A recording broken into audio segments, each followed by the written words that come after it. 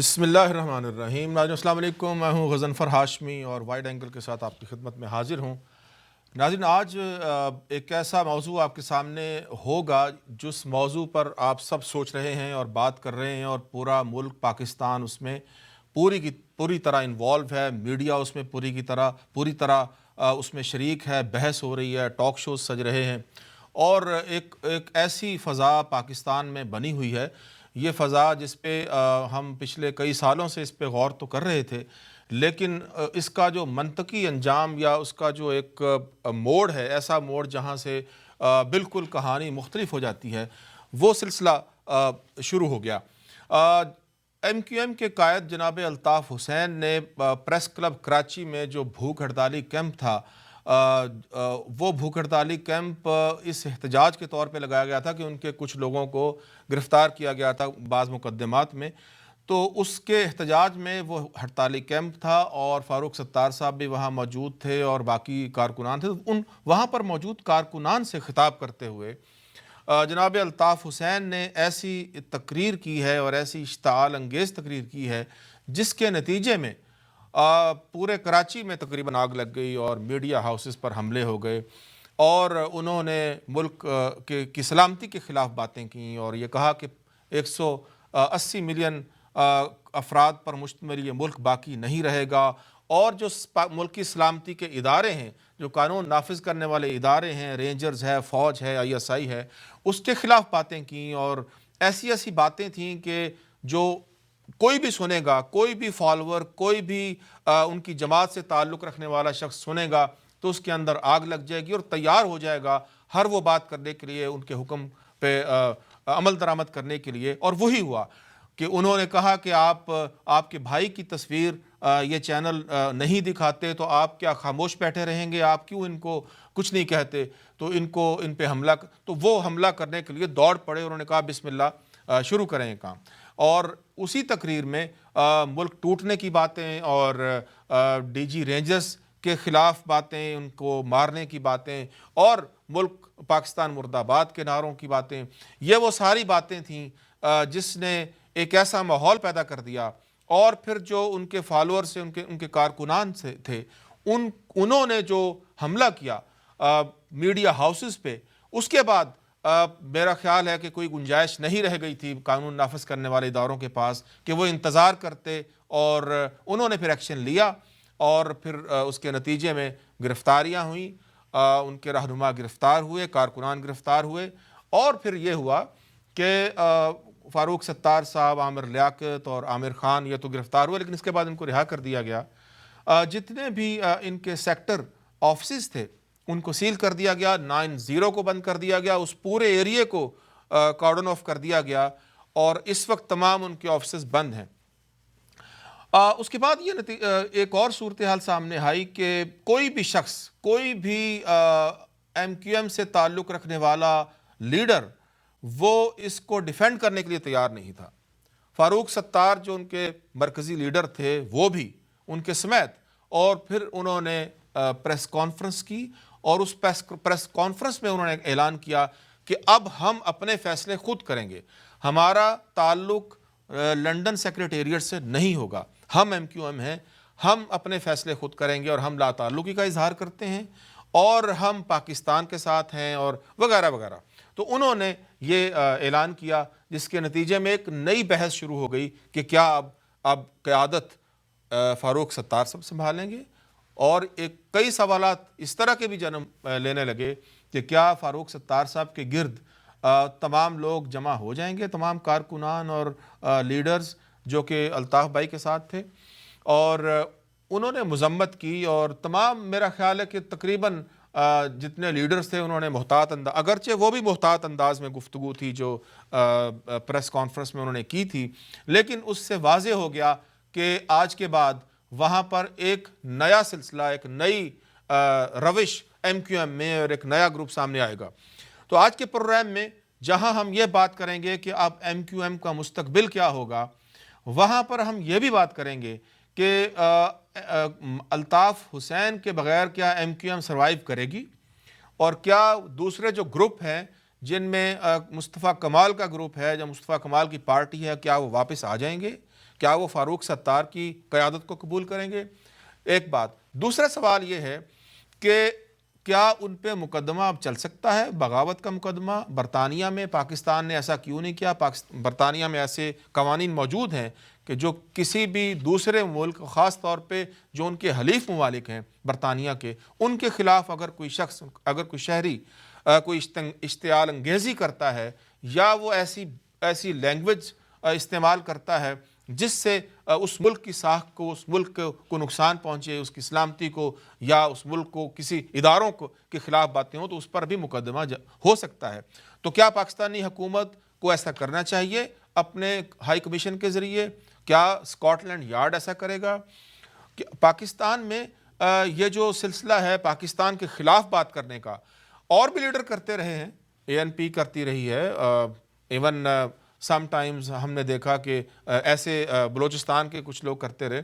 تو کیا ان کو بھی اگر ان کو آپ نے کچھ نہیں کہا، ان کو معاف کر دیا، تو ان کو بھی معاف کر دینا چاہیے. ایک اور جو فال آؤٹ تھا وہ دیکھیں، ڈاکٹر عامر لیاقت نے ایم کیو ایم چھوڑ دی، اور انہوں نے ایم کیو ایم کیا چھوڑی کہ پوری سیاست چھوڑ دی. انہوں نے کہا کہ میں ایسی سیاست سے باز آتا ہوں اور مجھے ایسی سیاست نہیں چاہیے. ایک تو یہ ہوا. ان کی ایک ایم پی اے ہیں ارم عظیم فاروقی، جو آج کل ہیوسٹن میں ہیں، انہوں نے ریزائن کر دیا، اناؤنس کر دیا ایم کیو ایم کی رکنیت سے، اور ایم پی اے ممبر پروونشل اسمبلی اس سے. تو یہ دونوں چیزیں.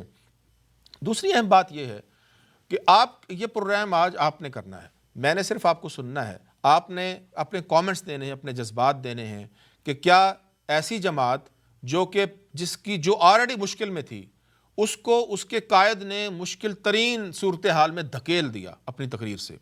اور وہ آج سے نہیں بلکہ پچھلے 2-3 سالوں سے ایسا ہو رہا ہے کہ وہ ایسی تقریر کرتے ہیں ملک کی سالمیت کے خلاف، ملک کی سلامتی کے اداروں کے خلاف، قانون نافذ کرنے والے اداروں کے خلاف باتیں کرتے ہیں، ملک توڑنے کی باتیں کرتے ہیں، بھارت سے امداد طلب کرتے ہیں. اور یہ وہ سلسلہ ہے، وہ جاری ہے پچھلے 2-3 سالوں سے. تو کیا دیکھنا یہ ہے کہ کیا یہ سلسلہ جاری رہنا چاہیے؟ کیا یہ صرف فرسٹریشن کا نتیجہ تھا؟ وہ فرسٹریشن جو ان کو پیمرا نے پابندی لگائی تھی حکومت نے کہ ان کی تصویر نظر نہ آئے، یہ بھی ایک سوال ہے کہ کیا ان کو یہ فرسٹریشن کی وجہ سے معاف کر دینا چاہیے. تو یہ آج کا موضوع ہے، اور اس پہ آپ کے کامنٹس لیں گے، آپ سے بات ہوگی. اور ہم نے آج سب سے پہلے زحمت دی ہے پاکستان کے معروف کالم نگار، تجزیہ نگار اور رائٹر دانشور جناب محمد اظہار الحق صاحب. السلام علیکم اظہار صاحب. وعلیکم السلام مظفر صاحب. بہت شکریہ اظہار صاحب، آپ نے ہمیں جوائن کیا. آپ نے وہاں پہ مجھے معلوم ہے کہ اس وقت صبح ہے، اور آپ نماز کے لیے اٹھتے ہیں، اور ہم نے یہ جسارت کی کہ آپ کو زحمت دیں. آپ وہاں بھی خاصے مصروف رہے ہوں گے پاکستانی ٹاک شوز میں، اور آپ نے کالم بھی لکھا. کیا سمجھتے ہیں یہ جو واقعہ ہوا ہے؟ یہ تقریریں تو پہلے بھی ہوئی ہیں الطاف صاحب کی، لیکن اس کے نتیجے میں جو ایک صورتحال پیدا ہو گئی ہے اور پارٹی بالکل الگ ہو گئی ہے، اس نے لا تعلقی کا اظہار کر دیا ہے. آپ کیا سمجھتے ہیں کہ فاروق ستار کی یہ پریس کانفرنس کیا پارٹی کو بچانے یا عارضی ایک ڈیمیج کنٹرول کا ایک ٹیکٹک ہے، یا کچھ اور ہے؟ ہاشمی صاحب، فاروق ستار کی پریس کانفرنس کا جہاں تک تعلق ہے، یہ وقت بتائے گا کہ یہ انہوں نے اپنے پاس سے کہا ہے یا یہ بھی ایک پہلے سے سوچی سمجھی اور الطاف حسین کی مرضی سے طے کی جانے والی بات ہے. کیونکہ دیکھیں، اس کے دو ریئیکشن ہوئے ہیں. ایک، الطاف حسین نے جو کچھ کہا ہے، اس کے بعد ارم فاروقی جو ایم این اے ان کی ایم پی اے ہے اور متحدہ کی کارکن ہے، اس نے استعفیٰ دیا اور اس نے برملا الطاف حسین کی مذمت کی اور کہا کہ میں اس تقریر کی وجہ سے سب کچھ چھوڑ رہی ہوں. فاروق ستار کی جو پریس کانفرنس تھی وہ بہت دبے لفظوں میں تھی، اور اس طرح لگتا تھا کہ جس طرح وہ ہیں بھی اور نہیں بھی. بات یہ ہے کہ اگر پاکستان کو جو گالیاں دی گئی ہیں اس کا فاروق ستار کو ایک پاکستانی کے طور پر دکھ ہوتا تو وہ اس کی برملا مذمت کرتے اور گالیاں دینے والے سے اظہار لا تعلقی کرتے. اصل میں الطاف حسین جو کچھ کر رہے ہیں وہ پچھلے کئی سالوں سے ان کے مرضی کے نتائج چونکہ نہیں سامنے آ رہے، کیونکہ تاریخ کا ایک اپنا دھارا ہوتا ہے. تاریخ اس طرح نہیں چلتی جس طرح سازش کرنے والے اس کو لے کر چلنا چاہتے ہیں۔ الطاف حسین اب عمر کے اس حصے میں ہیں جہاں اب ان کی صحت بالکل گر رہی ہے، اور اب تک ان کی پلاننگ کے مطابق پاکستان میں کچھ ہو جانا چاہیے تھا، میرے منہ میں خاک، اور وہ اقتدار پر فائز ہو جاتے۔ اب وہ سب کچھ نہیں ہوا، اب وہ فرسٹریشن کے اس مرحلے پر وہ گالی دینے پر اتر آئے ہیں، اور پاکستان کے بارے میں جو انہوں نے نعرے لگوائے ہیں اور جو گالی دی ہے، جس طرح اسے ناسور کہا ہے، جس طرح اسے ایپی سینٹر آف ٹیررزم کہا ہے، وہ ایک ایسے شخص کی آخری وقت کا کتھارسس اور غبار ہے جسے معلوم ہے کہ اس کی ساری زندگی کی سازش، اس کی ساری زندگی کی غلط روی اور غداری اس کو کسی نتیجے پر نہیں پہنچا سکی، اب اسے ایک ٹوٹل ناکامی نظر آ رہی۔ آپ کیا سمجھتے ہیں اظہار صاحب کہ اگر یہ بات فاروق ستار صاحب نے خود سے کی ہے اور پارٹی نے یہاں جو لوگ ہیں انہوں نے خود فیصلہ کیا ہے کہ لا تعلقی کا اظہار کیا جائے، آپ کیا سمجھتے ہیں کہ کیا کارکنان اور باقی جو لیڈرز ہیں وہ فاروق ستار کا ساتھ دیں گے اس میں؟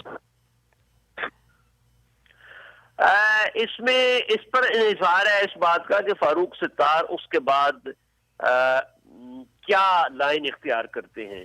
وہ اپنے آپ کو الطاف حسین سے مکمل، دیکھیے ایک بات تو طے ہے کہ جو عام اردو سپیکنگ ہے کراچی کا، اردو بولنے والا شخص ہے جسے ان کے بقول مہاجر کہا جاتا ہے، ہم تو ان کو مہاجر نہیں کہتے، کیونکہ اگر ہم ان کو مہاجر کہیں اردو بولنے والوں کو تو پھر پنجاب میں تو لاکھوں وہ لوگ ہیں اور ان کی اولاد ہیں جو اس پنجاب سے لٹے پٹے اور اپنے بھائیوں اور بہن والدین کو اپنے سامنے قتل ہو کر دیکھ کر آئے تھے، تو پھر ہم ان کو بھی مہاجر کہیں۔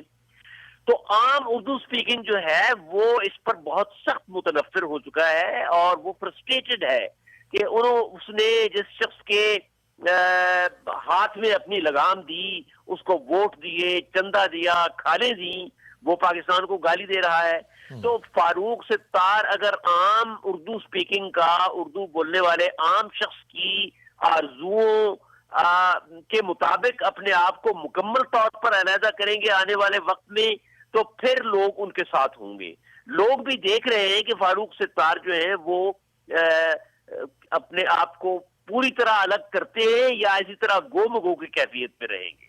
ابھی یہ کہنا مشکل ہے کہ فاروق ستار کس طرف جاتے ہیں اور لوگ ان کے ساتھ ہوں گے یا نہیں۔ اچھا، ایک اور تھیوری ہے کہ جو ایم کیو ایم ہے وہ اب شاید جیسے اسٹیبلشمنٹ چاہتی ہے مائنس الطاف جو فارمولہ ہے اس پہ عمل درآمد کا وقت آ گیا ہے، اور اس پہ سیریسلی اسٹیبلشمنٹ عمل درآمد کرنے جا رہی ہے، اور انہیں بہانہ مل گیا ہے آخری کہ اب وہ ناؤ اور نیور والی کیفیت ہے، اور یہ تمام جو لوگ ہیں شاید مصطفیٰ کمال کا گروپ اور فاروق ستار، ان کو ایک نئی ایم کیو ایم جنم دینے میں استعمال کیا جائے گا۔ میرا خیال ہے کہ اس وقت جو صورتحال ہے وہ اسٹیبلشمنٹ سے زیادہ -1 فارمولہ جو ہے وہ ایم کیو ایم کے کراچی میں رہنے والے جو لیڈر ہیں اور ورکر ہیں ان کی ضرورت ہے۔ ان کو ایک سیف پیسج چاہیے۔ اس وقت جو ایم کیو ایم کے لیڈر کراچی میں بیٹھے ہیں اور جو کھلم کھلا الطاف حسین کی مذمت نہیں کر سکتے خوف کی وجہ سے یا اپنی ایک فیصلہ کن اپنے نہ ہونے کی وجہ سے تذبذب کا شکار ہے، وہ چاہتے ہیں کہ کوئی اور آئے اور -1 فارمولہ لگائے اور ان کی الطاف حسین سے جان چھوٹے۔ الطاف حسین کی اب ان کے نزدیک وہ حیثیت ہے جو ایک طویل بیمار رہنے والے شخص کی حالت ہوتی ہے جو وینٹیلیٹر پر ہے، اس کا لواحقین نہیں چاہتے کہ وہ وینٹیلیٹر سے ہٹے۔ اگر کوئی ڈاکٹر انہیں کہہ دیتا ہے کہ ان کو وینٹیلیٹر سے ہٹانا چاہیے تو وہ اس کو خوشامدید کریں۔ کیا اس صورتحال سے عمران خان فائدہ اٹھا سکتے ہیں، اپنے ووٹرز کو وہاں پہ ایکٹیویٹ کر کے اور اپنا ووٹ بینک جو ہے کریٹ کر سکتے ہیں، وہ جو ویکیوم پیدا ہوگا؟ کر تو سکتے ہیں، لیکن عمران خان کی جو اس وقت اسیسمنٹ ہے لوگوں کی، وہ اس اسیسمنٹ سے بہت مختلف ہے جو 1.5 سال پہلے تھی۔ جو حماقتیں انہوں نے کی ہیں اور جو سیاسی ناتجربہ کاری جو نون لیگ والے ناتجربہ کار کہتے تھے اور پہلے لوگ ہنستے تھے، اب وہ سنجیدگی سے غور کر رہے ہیں کہ عمران خان واقعی ناتجربہ کار ہیں اور انہوں نے 16-20 سال میں کچھ نہیں سیکھا. وہ کر تو سکتے ہیں لیکن شاید نہیں کریں گے. ان میں اتنی فیصلہ کرنے کی قوت نہیں ہے اور وہ ان میں دور اندیشی نہیں ہے. وہ یہ نہیں سوچ سکتے کہ اب ان کو آ کر جو عام اردو بولنے والا ہے، تذبذب کا شکار ہے، مصیبت میں پڑا ہوا ہے، اس کو وہاں سے نکال کر اپنی طرف لے آئیں. میرا نہیں خیال کہ عمران اس سے فائدہ اٹھا سکیں گے. بالکل ٹھیک ہے. اظہار صاحب آخری چھوٹی سی بات کر لوں اس کے بعد ہم بریک لیتے ہیں کہ کیا حکومت جو ہے نواز شریف حکومت اس میں بالکل غیر جانبدار رہے گی یا کوئی اس کا رول بنے گا؟ میں نہیں سمجھتا کہ اس کا رول بنے گا. ابھی صبح جو میں نے اخبارات پڑھے ہیں ان سے یہ تاثر ابھرتا ہے کہ انہوں نے جو مذمت کا بیان دیا ہے وہ بھی غالباً کسی کونے سے، کسی گوشے سے، کسی کے کہنے پر، کسی کے اصرار پر دیا ہے، کسی کے سمجھانے پر دیا ہے. جو نواز شریف جس طرح پتہ چلتا ہے کہ وہ کسی گہری سوچ کے متحمل نہیں ہو سکتے. میں نہیں سمجھتا کہ وہ اس پر کوئی ٹھوس پالیسی اپنے طور پر اپنا سکیں گے یا نہیں. وہ بھی تیل دیکھو اور تیل کی دھار دیکھو، اس پر عمل کرنے والے. اظہار صاحب بہت شکریہ، ہم نے آپ کو صبح صبح جگایا وہاں پہ، آپ نے ہمیں وقت دیا. انشاءاللہ دوبارہ زحمت دوں گا آپ کو. بہت شکریہ آپ کا. ناظرین چھوٹی سی بریک لیتے ہیں اور بریک کے بعد اینالسٹ سے بات ہوگی اور آپ کے کامنٹس اور کالز لیں گے. ہمارے ساتھ رہیے گا.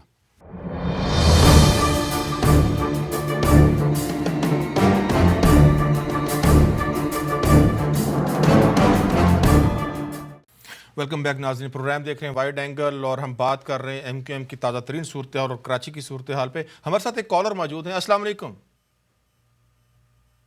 السلام علیکم. جی والسلام، کیسے ہیں جناب؟ جی الحمدللہ، زین العابدین نام ہے میرا، اٹلانٹا سے بول رہا ہوں. جی زین العابدین صاحب بات کیجئے. اور اوریجنل میں انڈیا سے ہے تعلق میرا. ہاں ہاں. اور عرصے دراز سے اٹلانٹا میں رہتا ہوں. ہاں ہاں. میں آپ کو میں ایسے کہوں گا کہ میں کسی ایک پارٹی یا ایک فرد کو سمبولیکلی بلیم نہیں کروں گا. میں بحیثیت ہندوستانی ہونے کے، مسلمان ہونے کے، میں اتنا ضرور کہوں گا آپ سے کہ آپ لوگوں کو اندازہ نہیں ہے ہم کس تکلیف سے گزرے ہیں. صحیح. آپ لوگ سوچ بھی نہیں سکتے. ہمارا جو سچویشن ہے نا، we are between a hard place and a rock. ہم نے پاکستان بنایا ہے، یہ ہم پہ الزام ہے اور الزام صحیح ہوگا. میں الزام نہ کہوں گا، چلے ٹھیک ہے ریسپانس. لیکن سوال یہ ہے کہ اگر آپ اس کو سنبھال لیتے ہیں نا تو ہم بڑی سے بڑی قربانی دینے تیار ہیں. ہم لوگ صحیح، ہم کچھ بھی کرنے کے لیے آپ کے لیے تیار ہیں. آپ سنبھال لیجئے، اپنے آپ کو سنبھال لیجئے. ٹھیک ہے. دیکھیے میں ایک چیز کانسیپچولی آپ سے عرض کروں گا، بڑی ہی انکساری سے، بڑی ہی ریکویسٹ سے، کہ اللہ تعالیٰ نے جو بھی چیز بندے کو نوازتا ہے نا، چاہے ہاتھ ہو، چاہے آنکھ ہو، چاہے جو بھی اعضا ہو، وہ اس کے استعمال کے لیے ہوتی ہے. وہ مقصد ہوتا ہے. اور اگر وہ مقصد پورا نہ کرے تو قانون یہ ہے کہ اس کو واپس لے لیا جاتا ہے. ٹھیک ہے. ٹھیک ہے. پاکستان کا ایک مقصد تھا اور اللہ سے وعدہ تھا ایک. ان دونوں چیزوں سے پاکستانیوں نے منحرف کیا ہے. خاکم بدہن میرے منہ میں خاک. کہیں ایسا نہ ہو جائے کہ اللہ تعالیٰ واپس لے لے. پھر پاکستان کے لوگ آج بھی بنگلہ دیش میں موجود ہے، پاکستانی شہری کیڑے مکوڑوں کی طرح رہتے ہیں. وہ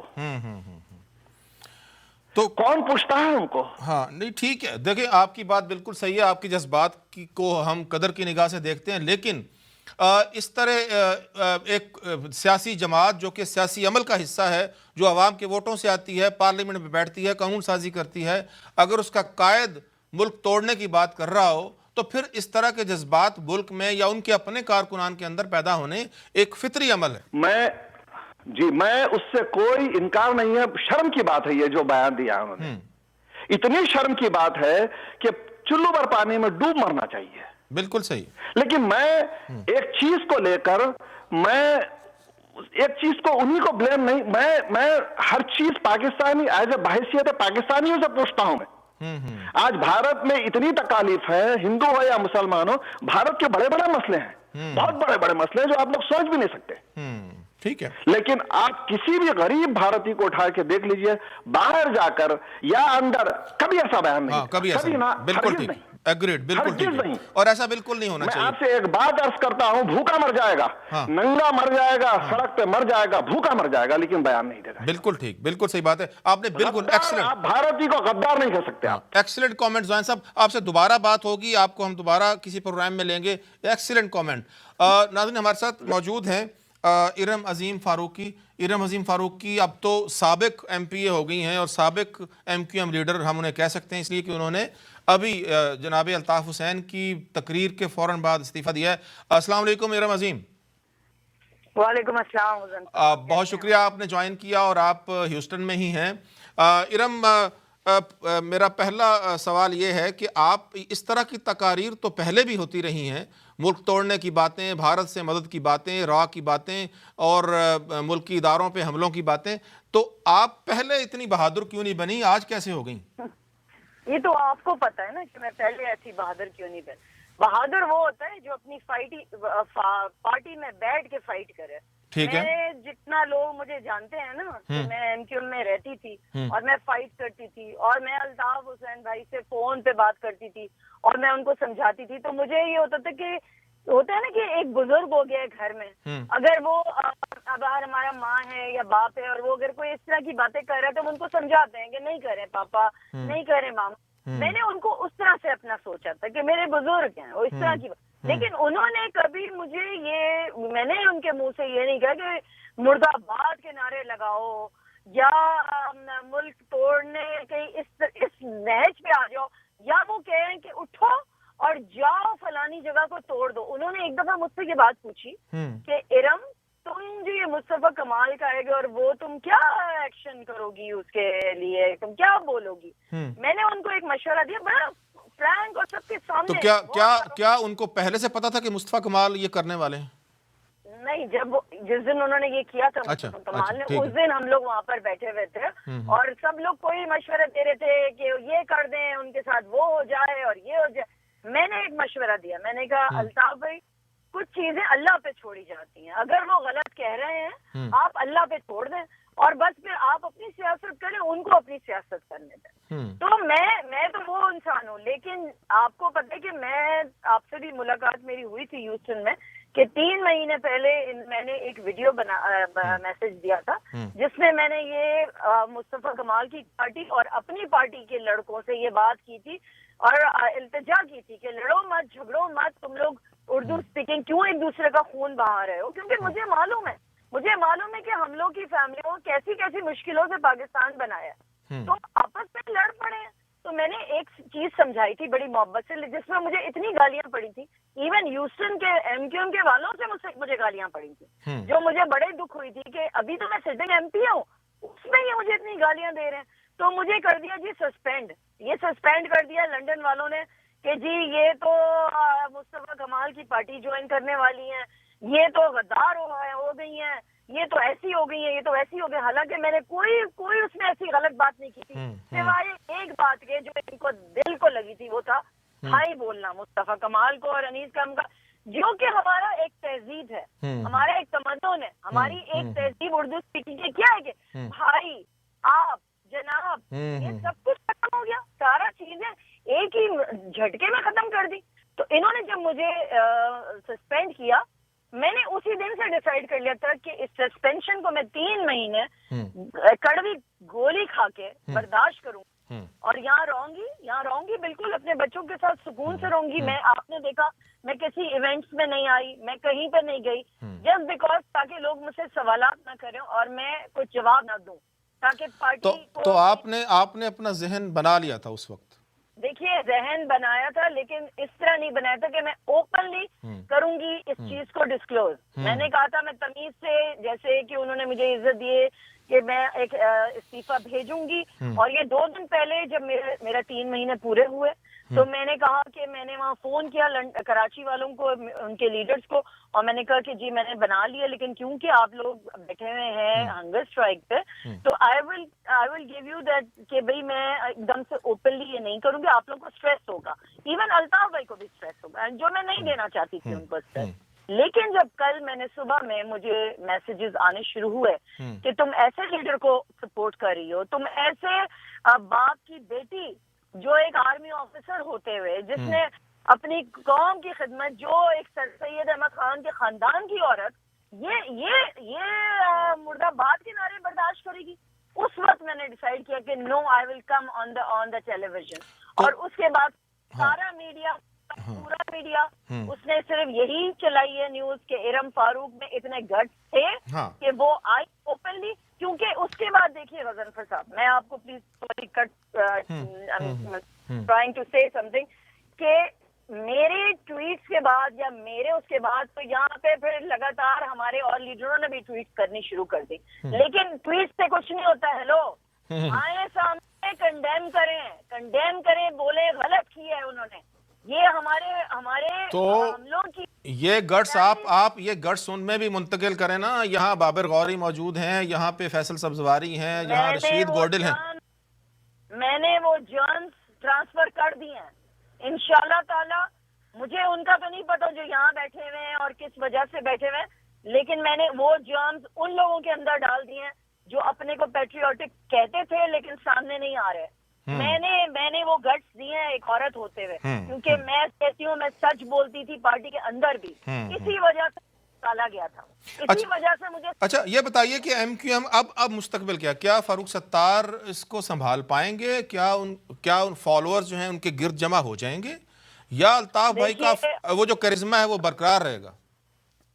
میں نے آج کی ساری پریس کانفرنس سنی، مجھے بڑی ہنسی آئی، کیونکہ اگر یہ سچی پریس کانفرنس ہے ان کو بہت پہلے کرنا چاہیے تھا. کیونکہ دیکھیں ایک ہمارے لیڈر ہیں، ان کی طبیعت خراب ہے، لوگ کہتے ہیں، اور میں مانتی ہوں ان کی طبیعت خراب ہے، ان کا علاج کرائیں، ان کو سکون دلائے، اور ان کو ہم سنبھال نہیں پارٹی کی پارٹی. یہ پارٹی الطاف حسین کی ہے اور یہ کسی کی نہیں ہے. میں آپ کو سچ بول دوں.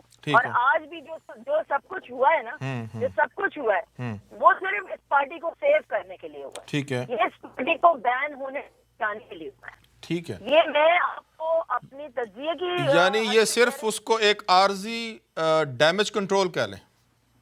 It's a damage control. اور آپ یہ دیکھیے لندن والے جو بیٹھے ہیں رابطہ کمیٹی والے، وہ جی ایک پریس کرتے ہیں کہ معافی نامہ آتا ہے، آج کے پتہ نہیں کتنے بجے معافی نامہ آتا ہے، اور پھر اس کے بعد جو لوگ مجھے گالیاں دے رہے تھے میری ساری چیزوں پہ، وہ وہی باتیں کہہ رہے ہیں جو میں بول رہی ہوں نا. وہ سیم وہی باتیں اس میں لکھی ہوئی ہیں کہ جی ہمارے آباؤ صاحب نے ملک بنایا، ہم کیسے مرد آباد کہہ سکتے ہیں. ارے بابا، آپ نے تو کہہ دیا مرد آباد، آپ نے تو مجھے گالیاں دی ہیں. اور واسع جلیل نے رات کو مجھے فون کر کے اس نے مجھے بدتمیزی کی ہے اس نے میرے ساتھ.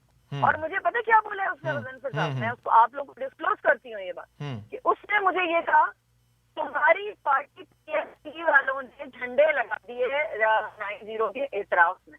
ہیلو، پہلی بات ہے تو میں نے تو کوئی پارٹی جوائن نہیں کی، میں تو کسی ساتھ رابطے میں ہی نہیں ہوں. میں تو ایم کیو ایم کی سپورٹر تھی، میں تو ووکلی بولتی تھی. لوگ میری تعریفیں کیوں کرتے تھے؟ وہ کہتے تھے کہ ایسی عورت جو اتنی سچی ہے تم ایم کیو میں کر کیا رہی ہو؟ تم ادھر آتے. مجھے کتنی پارٹیز نے آفر کری پوری، جب تک میں 3 مہینے خاموش بیٹھی رہی مجھے کتنی پارٹیز سے رابطے ہوئے. میں نے سب کو منع کر دیا. سب لوگوں سے پوچھیں، بڑے بڑے لیڈرز کے میں نام لے سکتی ہوں جنہوں نے مجھے رابطہ کیا. میں نے سب کو کیا کہا؟ نہیں، میں کوئی پارٹی نہیں جوائن کروں گی، میں کوئی پارٹی نہیں جوائن کروں گی. لیکن ایک تمیز تہذیب، اور مجھ سے بدتمیزی کر رہے ہیں فون کر کے. کل تو جو مجھے باجی بولتے تھے آج وہ مجھے تو طلاق کر رہے ہیں، آج وہ مجھے بدتمیزی کر رہے ہیں. تو یہ ایم کیو ایم نہیں، ایم کیو ایکسکیوز می، یہ اردو اسپیکنگ نہیں ہے. ایسے لوگ، میں ایسے لوگوں آپ کو نہیں، لیکن آپ کو تجربہ تو تھا، آپ کو پہلے بھی تجربہ تھا، آپ فرسٹریٹڈ تھیں، آپ کے ساتھ بدتمیزیاں ہوئیں، پہلے بھی ہوئیں، اور آپ نے اور آپ کو روکا گیا کام سے بھی، اور آپ نے اس وقت تو کچھ نہیں کیا. آپ نے کہا کہ نہیں یہ تو آپ کو کیا پتا غضنفر صاحب، آپ کو کیا پتا نہیں کیا. آپ تو اپنے تجزیے کہہ رہے ہیں نا. فائٹ کیوں ہو رہی تھی میرے ساتھ اختلافات کیوں تھے؟ کیونکہ میں جب الطاف حسین بھائی کو بولتی تھی کہ آپ یہ غلط کر رہے ہیں تو یہ رابطہ کمیٹی کو اچھا نہیں لگتا تھا، اور جب ان کو اچھا نہیں لگتا تھا تو دیٹ مینس گراؤنڈ لیول پہ تو وہ مجھے مشورے وہ کرتے تھے نا، مجھے گائیڈ کی آپ ایسا کریں. وہ مجھے چینلز پہ نہیں جانے دیتے تھے، مجھے میرا موقف نہیں کہنے دیتے تھے، مجھے ہر چیز میں انہوں نے روک ٹوک کری رکھی تھی. یہ I am sorry, this is not party policy. آپ پارٹی میں وہ لوگ کو ڈھونڈتے ہو جو آپ لوگوں کو اچھا ریپرزینٹ کر سکے, جو آپ کے لیے ایک اچھی امیج دے سکے. آپ نے کیا امیج دی ہے؟ آپ نے کن لوگوں کو آگے کیا آپ کو امیج دینے کے لیے؟ کسی کو بھی نہیں آگے کیا. اچھا چلیں, ابھی یہ بتائیے آخری بات کہ آپ اب کیا ارادہ, آپ نے کوئی اور پارٹی جوائن کرنی ہے یا ابھی کچھ سوچنا ہے؟ یہ بڑا عجیب سا وطنی, مطلب بہت ہی مجھے عجیب سا سوال لگتا ہے کہ یہ every person is asking me. کیوں؟ میں ایک پاکستانی ہوں اور میں پاکستان کی خدمت کرنا چاہتی ہوں. ضروری نہیں ہے کہ میں کسی پولیٹیکل پارٹی جوائن کر کے وہ خدمت کروں. میں وہ خدمت پہلے بھی کرتی ہوں. نہیں, میں یہ کوشچن نہیں, بات یہ ہے کہ ایک پولیٹیکل ورکر جو ہوتا ہے وہ پولیٹیکل پروسیس چاہتا ہے, اس پہ حصہ لینا چاہتا ہے, تو اس کے لیے پولیٹیکل پارٹی ایک فورم ہے.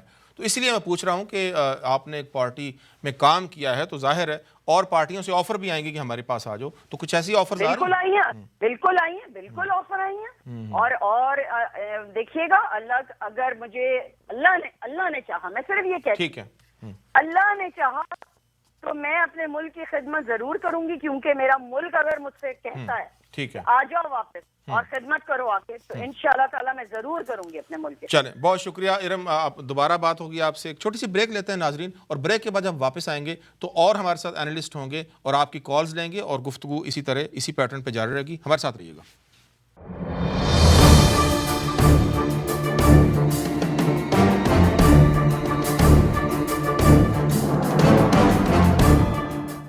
ویلکم بیک ناظرین, آپ پروگرام دیکھ رہے ہیں وائڈ اینگل اور ہم بات کر رہے ہیں ایم کیو ایم اور کراچی کی صورتحال اور مستقبل کا جو سیاسی منظرنامہ بننے جا رہا ہے. ہمارے ساتھ ایک کالر ہیں. السلام علیکم. السلام علیکم, آپ آن ایئر ہیں. ہیلو, السلام علیکم, جی بات کیجئے. ہیلو, وعلیکم السلام. جی بات کیجئے, آپ آن ایئر ہیں. آپ سن رہے ہیں؟ جی ہیلو, وعلیکم السلام. جی بات کیجئے, بات کیجئے. آپ مجھے سن رہے ہیں؟ ہاں بالکل, آپ آن ایئر ہیں, بات کیجئے.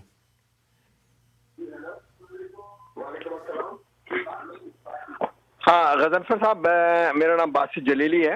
جی باسط صاحب کیسے ہیں؟ ویلکم ٹو دا شو. میں آپ سے یہ عرض کرنا چاہ رہا تھا کہ یہ جو ایم کیو ایم ہے, یہ جسے آپ سمجھتے ہیں کہ یہ ایک, میں ٹھیک ٹھاک ہوں, آپ سنائیے, آپ کیسے مزاج؟ جی آپ بات کیجئے.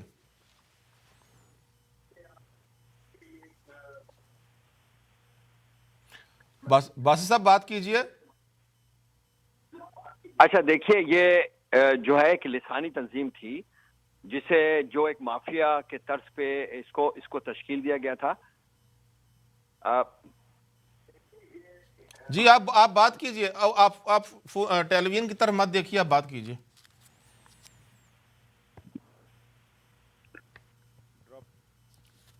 ڈراپ ہوگی. چلیں ڈاکٹر صاحب کو لے لیتے ہیں. ڈاکٹر صاحب ہم لائن پہ ہیں. ڈاکٹر ندیم معروف تجزیہ نگار. السلام علیکم ڈاکٹر صاحب. السلام علیکم. جی ڈاکٹر صاحب کیسے ہیں؟ ہم بات کر. وعلیکم السلام. ڈاکٹر صاحب آپ نے جی آپ نے شو دیکھ بھی رہے تھے اور ہماری ساری باتیں بھی آپ نے سنی. کیا آپ کا تجزیہ کہتا ہے, کیا ہوا, اصل بات کیا ہوئی؟ یہ تقریریں تو پہلے بھی ہوتی رہیں اور اس تقریر کے بعد ایسا کیوں ہوا؟ السلام علیکم. دیکھیے, سب سے پہلے تو میں آپ کا شکریہ ادا کرنا چاہتا ہوں کہ آپ نے مجھے اپنے پروگرام میں موقع دیا بولنے کا. اور جہاں تک دیکھیے, یہ میں پرانی ٹائم کم ہے, اگر آپ مجھے 5 منٹ دیں تو میں تفصیل سے یہ مقدمہ پیش کرنا چاہتا ہوں.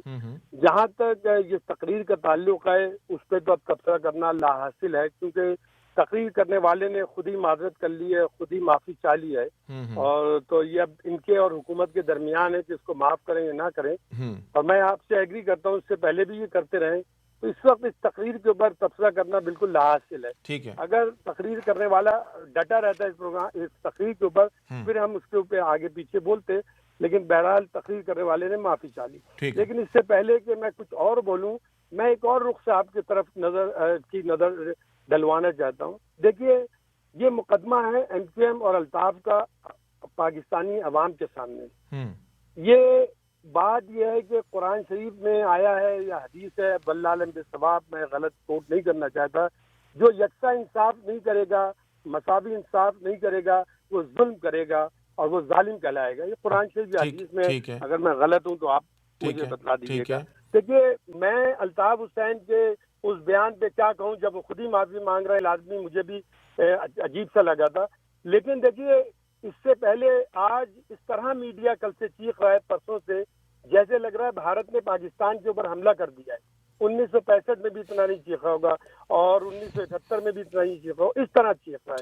ٹھیک ہے چیخ, ان کا حق ہے, غلط بات کی گئی ہے, ان کا حق ہے, بولیں جتنا چاہے بولیں, لیکن یہ انہوں نے اپنی اس تاریخ کو دہرایا جو میڈیا ٹرائل چلاتا ہے. دیکھیے اس سے پہلے بھی الطاف حسین سے پہلے بھی یہ مقدمہ میں آپ کے توسط سے پاکستانی عوام کے سامنے رکھنا چاہتا ہوں, اور جب یہ مقدمہ میں رکھوں گا تو آپ کو پتہ چل جائے گا کہ الطاف حسین صاحب کو اتنی مقبولیت کیوں حاصل ہوئی اور این پی ایم کا وجود کیوں آیا, اس کی وجہ پتہ چل جائے گی اس مقدمے کو رکھنے کے بعد. میں اسی سلسلے میں ایک بات کہہ دوں کہ آپ الطاف حسین کو جتنا برا اچھا کہیں, لازمی غلط بات کیے, لیکن اس پورے بر صغیر کی تاریخ میں آج تک اپنے علاقے میں کسی لیڈر کو کنٹینیوس 35 سال سے اتنی بڑی شہرت نہیں ملی ہے. اگر آپ لوگ مجھے غدار نہ کہہ دیں, وطن فروش نہ کہہ دیں یا بکاؤ نہ کہہ دیں, تو میں یہاں تک کہنے کو تیار ہوں کہ ان کو قائد اعظم سے بھی زیادہ سپورٹ ملی ہے. قائد اعظم کو 80% سے زیادہ لوگوں نے ریجیکٹ, 20% سے بھی کم نے ایکسیپٹ کیا تھا. لیکن اور اسی طرح کمال اتاترک کا عالم تھا, لیکن قائد اعظم ایک ذہین آدمی تھے, ایک عملی سیاست دان تھے. انہوں نے اپنی قلیل سپورٹ کے باوجود اپنی حکمت عملی اور تدبر سے مسلمانوں کو ایک بدن دلایا, جس میں الطاف حسین صاحب اس وقت مہاجروں کے مسائل حل کرنے میں اتنی بڑی سپورٹ کے باوجود ابھی تک ناکام ہیں. انہوں نے قائد اعظم, میں مقدمہ پیش کر دوں. نہیں, میں نے آپ میں بات سنیں, آپ نے قائد اعظم کے ساتھ انہیں ملا دیا, یہ زیادتی ہے.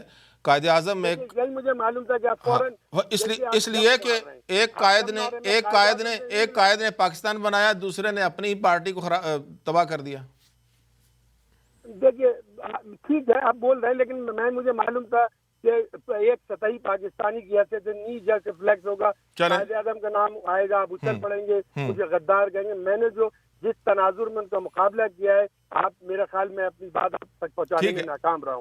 آگے چلیں. صغیر کی تاریخ میں اس سے بڑی سپورٹ نہیں, یہ تو ایک بات ہے. اب آئیے مقدمہ میں اصل مقدمے کی اور الطاف حسین کی ابھی تک جو ناکامی ہے اس کے بعد اصل مقدمہ پیش کرتا ہوں قوم کی عدالت میں آپ کے توسط سے.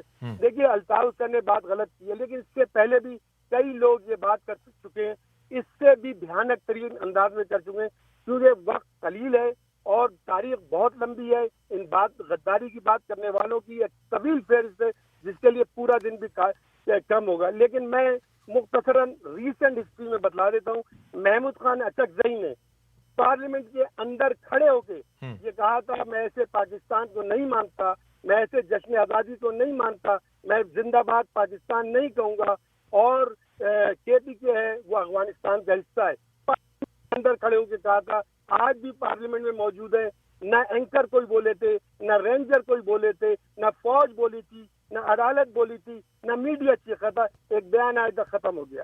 ایک چھوٹی سی بات تھی, میں ہلکی سی قریب کی بات تھی اس لیے آپ کی یاد دہانی کے لیے کرا دوں. اس کے بعد آئیے تاریخ بھری پڑی ہے. ابھی جب بے نظیر بھٹو کی شہادت ہوئی اس کے بعد یہ سندھ کے جو لیڈر اس وقت گالیاں دے رہے ہیں, یہ سب مل کے کہہ رہے تھے لڑکانے میں پاکستان نہ کھپے. لیکن میں کوئی تجزیہ نہیں کر رہا ہوں اس وقت, میں ایک دردمند پاکستانی کی حیثیت سے, ایک مہاجر اور کراچی کی حیثیت سے آپ کو اپنا درد اور آپ تک پہنچانے کی کوشش کر رہا ہوں. تو انہی تمام سندھی لیڈروں نے لاڑکانے میں کھڑے ہو کے کہا تھا پاکستان نہ کھپے, نہ کھپے. زرداری نے کوئی وصیت نکال کے کہا کہ پاکستان کھپے کھپے. یہ سب کے سامنے چاہیے تو ویڈیو چلا کے دیکھ لیجیے. پھر آپ نے یہی عمران خان صاحب نے انڈیا میں کھڑے ہو کے, میں عمران خان کا دشمن نہیں ہوں, لوگ جیسے عمران خان کا نام آتا ہے فوراً بھڑک جاتے ہیں. عمران خان صاحب نے انڈیا میں کھڑے ہو کے کہا تھا کہ ہماری فوج نے ظلم کیا ہے, بلوچستان میں بمباری کی ہے اور بنگالیوں کو مارا ہے. یہ سب انڈیا میں ریکارڈڈ ہے, اگر آپ کہیں گے تو میں آپ کو بھیج دوں گا. پھر میں جلدی جلدی تاریخ کو پلٹاتا ہوں کیونکہ اس طرح کی غداری کی بات کہنے والوں کی فہرست بہت طویل ہے, لیکن کیونکہ وہ سن آف دا سوائل تھے ان کو کچھ نہیں کہا گیا. ابھی طاہر القادری کا دھرنا ہوا تھا جس میں عمران خان صاحب طاہر القادری کے ساتھ شانہ بشانہ کھڑے ہوئے تھے. 3 مہینے تک قوم کو پیسہ برباد کیا اور ان کی تقریر آن ریکارڈ ہے کہ حملہ کر دو. اور پارلیمنٹ پہ حملہ ہوا, توڑ پھوڑ مچائی گئی اور کچھ نہیں ہوا. وہاں پہ ربڑ کی گولیاں چلائی گئیں, نہ اینکر بولا, نہ رینجر بولا, نہ عدالت بولی, نہ حکومت بولی, ختم ہو گئی بات. پھر یہ نواز شریف صاحب جو کہہ رہے ہیں میں ایسے الفاظ برداشت نہیں کروں گا اپنے ادارے کے خلاف, یہ وہی نواز شریف صاحب تھے جنہوں نے نعرہ مارا تھا جاگ پنجابی جاگ, اور اس کے بعد سپریم کورٹ کے اوپر حملہ کر دیا تھا. یہ سب باتیں آن ریکارڈ ہے. ٹھیک ہے, اب کیا میرا ایک سر مجھے کمپلیٹ کر لینے, ان باتوں کو بتلانے کا مقصد جسٹیفیکیشن نہیں ہے. الطاف حسین کے بیان کی میں کوئی جسٹیفیکیشن نہیں کروں گا, وہ خود آزاد ہیں, وہ خود کریں, ڈیفینڈ کریں, میں ان کا نہیں ہوں. میں صرف مساوی انصاف کی بات کروں, اللہ کے اس آیت کی بات کروں. یہی بہت لمبی طویل ہے, میں زیادہ جاؤں گا نہیں. تو اب منور حسین صاحب نے جماعت اسلامی, ایک آخری بات کہہ کے مجھے اجازت دیجیے کیونکہ جذبات ہیں کہ عمدے چلے آ رہے ہیں. جماعت اسلامی کے امیر منور حسین صاحب نے پورے جلسے میں کہا تھا جو فوجی دہشت گردوں کے خلاف جنگ کر رہے ہیں وہ کتے کی موت کر رہے ہیں, اور جو دہشت گرد. ٹھیک ہے, تو کیا یعنی آپ چاہ رہے ہیں کہ میں ختم کر رہا ہوں سر. ان کو انہوں نے کہا تھا وہ شہید ہیں, پھر اس پہ انہوں نے بس نہیں کیا, انہوں نے آگے بڑھ کے کہا کہ قتل فی سبیل اللہ پاکستان. ہاں بالکل ٹھیک ہے بالکل. یہی عمران خان صاحب نے $1 ملین کی حقانی میں. اب میں آتا ہوں اصل بات کی طرف. دیکھیے یہ وہ ناانصافی ہے, وہ غیر مساوی سلوک ہے کہ ایک لیڈر کو تو آپ بولنے کے اوپر پورا میڈیا, عدالت, اینکر, رینجر سب سیکھ رہے ہیں. ٹھیک ہے, اتنے بڑے بڑے بیانات دینے والوں کو کھلی چھٹی ملی ہوئی ہے, وزیر بنے ہوئے, صدر بنے ہوئے. چلیں اس پہ تو ہاں ڈسکریمنیشن. ہاشمی صاحب تمٹ رہے, میں آخری بات کہہ کے ختم کر رہا ہوں. یہی ناانصافی تھی, یہی غیر مساوی سلوک تھا جس نے این کے ایم کو جنم دیا. بالکل ٹھیک. تو یہی وہ کراچی تھا جس نے 65 میں خندقیں کھودی تھی, اور یہی وہ ڈاکٹر صاحب بس اب ٹائم ہمارے پاس کم ہے. میں اور یہی وہ کارکن ہیں, یہی وہ لیڈر ہیں جنہوں نے اپنی پارٹی کو خراب کر دیا, اپنے ہی لوگوں کو منہ چھپاتے پھرتے ہیں, وہ ڈیفینڈ نہیں کر پاتے. یہی وہ لوگ ہیں نا, آپ ان کی بات کر رہے ہیں. انہی لوگوں نے اپنی پارٹی کو اس نہج پہ پہنچا دیا کہ وہ ڈیفینس ہی نہیں کر پا رہے اپنے لیڈر کو اور منہ چھپاتے پھرتے ہیں. بہت شکریہ آپ کا, آپ نے ہمیں وقت دیا. اور ہمارے ساتھ کون ہے؟ جی کالر ہے ہمارے ساتھ. السلام علیکم. السلام علیکم. جی السلام علیکم. وعلیکم السلام. میں یہ کہنا چاہ رہا ہوں کہ جو الطاف حسین نے جو بھی کہا ہے نا, جی وہ سب کسی کو کوئی ڈیفینڈ نہیں کر رہا, بہت غلط کیا اس نے. لیکن سوال یہ ہے کہ جو ٹی وی والے جو چیخ رہے ہیں نا, سارے جتنے بھی اینکر بیٹھے ہوئے چیخ رہے ہیں, ان کو ذرا اپنے گریبان میں جھانک کے دیکھنا چاہیے. جو اچک رے نے جو تقریر کی تھی نا خبیث کے بچے, بالکل اس کو بھی ذرا ہائی لائٹ کریں حرام زادے کو. بالکل صحیح ہے, جو چادر اوڑھ کے کھڑا ہو جاتا ہے. بالکل صحیح ہے, اور وہ مراعات حکومت سے مراعات بھی لیتے ہیں. بالکل ٹھیک ہے, بہت شکریہ. اور ہمارے ساتھ کوئی ہیں؟ ہیلو السلام علیکم. ہاں میں ہوں. جی بات کیجیے. السلام علیکم. والسلام. جی بات کیجیے, آپ آن ایئر ہیں. جی میں احتشام بول رہا ہوں انڈیانا سے.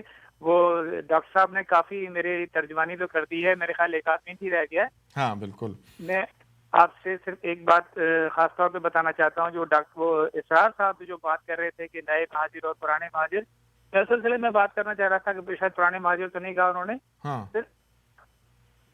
صرف یہ کہ وہ جو مہاجر کہہ رہے ہیں وہ جہاں آئے تھے اور وہ مہاجر نہیں ہیں. میں صرف یہ عرض کرنا چاہ رہا ہوں, کبھی کوئی بھی پاکستان کے ہمارے لیڈر یا تجزیہ نگار کبھی سوچتے ہیں کہ یہ مہاجر بنے کیوں تھے؟ اگر مہاجروں نے اپنا کوئی مہاجر بننا ہوتا اس ملک میں آ کے لاکھوں لوگوں کی قربانیاں دے کے, تو لیاقت علی کے سامنے ساتھی مہاجر بن جاتے یا اپنا صوبہ لیتے. بالکل صحیح ہے, بالکل. چلیں ہم آئے تھے یہاں. بالکل ٹھیک ہے, بہت شکریہ. پروگرام کا وقت اب چونکہ ختم ہوا, اور بہت سارے ہمارے دوست تھے جنہوں نے ہم نے لینا تھا ان کو لائن پہ, اور وقت جو ہے وہ اس کی قلت اور وقت کی قید جو ہے وہ ہمیں بہرحال مجبور کرتی ہے کہ پروگرام ختم کرنا ہوتا ہے. آپ کا بہت شکریہ. اور یہ جو جذبات ہیں, یہ جو کامنٹس ہیں, یہ انشاءاللہ اگلے پروگرام میں بھی جاری رہیں گے. اگلے پروگرام تک اجازت دیجیے غضنفر ہاشمی کو. اللہ نگہبان.